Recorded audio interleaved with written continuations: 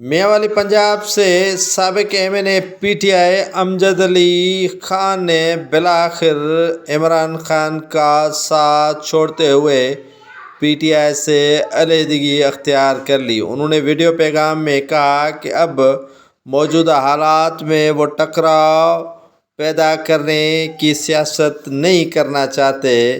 سیاست سے ہمیشہ کے لیے نہیں بلکہ عام انتخابات تک دستبردار ہو رہا ہوں اور تمام دوستوں اور فریق کے ساتھ مل کر یہ فیصلہ عام انتخابات کے بعد ہی کروں گا کہ کس سیاسی جماعت کا حصہ بنوں۔